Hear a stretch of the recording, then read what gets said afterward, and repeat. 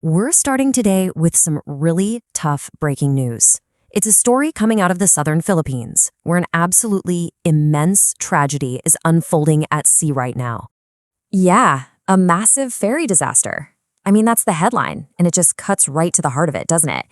This is a devastating and ongoing situation, and the details are literally developing by the hour.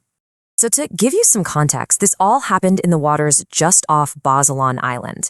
And you have to understand, in this part of the world, it's this sprawling archipelago with thousands of islands. Maritime travel isn't some luxury. It's a fundamental part of daily life. It's how people get to work, see family, everything.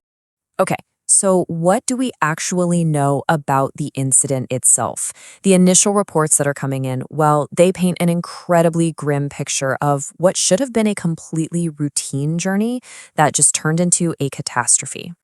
And let's be clear, this was a major maritime incident. We're not talking about a small boat. This was a large passenger ferry, a vessel that was responsible for the lives of every single person on board. It's sinking. Well, it's an absolute catastrophe. Now, let's turn to what truly matters most in any disaster like this: the human toll. The numbers that we have so far are just stark, and they're deeply concerning. First, just try to wrap your head around the sheer scale of this. Over 300 people were on that ferry.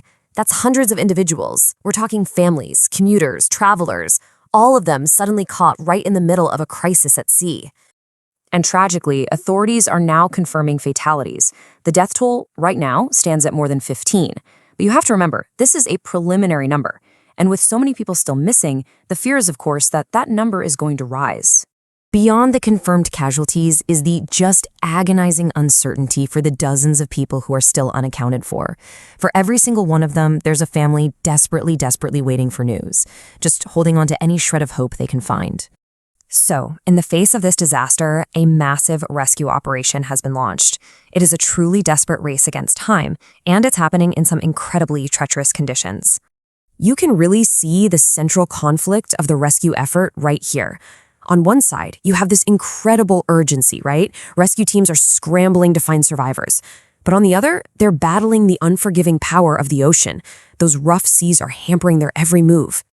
I mean, the challenges are just immense.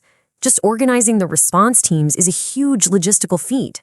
The rough seas make the search itself dangerous, and with dozens missing spread out over a wide area, just locating any survivors is a monumental task. You know, this is so much more than a local incident. A tragedy on this scale, it inevitably sends out these ripple effects, and it ends up drawing the attention of the entire world.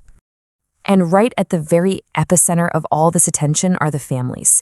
They're gathered together, just waiting and holding on, desperate for any piece of information about their loved ones.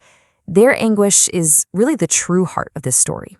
And their plight has not gone unnoticed. The sheer scale of this calamity has captured international headlines. It's put a global spotlight on the rescue efforts and on the unfolding human drama. And that global attention is starting to translate into action. We're seeing nations from all over the world beginning to offer support, and that's a powerful sign of international solidarity in the face of such a profound loss. It's so critical to remember that we are in the very early hours of this story. And as with any developing event like this, there are far more questions than there are answers right now. The most urgent and heartbreaking question is the one facing those search and rescue teams. Out there in those rough waters, how many more people are still waiting to be found? That's the question that drives every single rescuer and, haunts every single waiting family member. And as the search for survivors continues, a second really crucial question is going to start to take shape. It's the one that's going to demand a full investigation in the weeks and months to come. What or who caused this tragedy to happen? And that is the question that will eventually have to lead to accountability.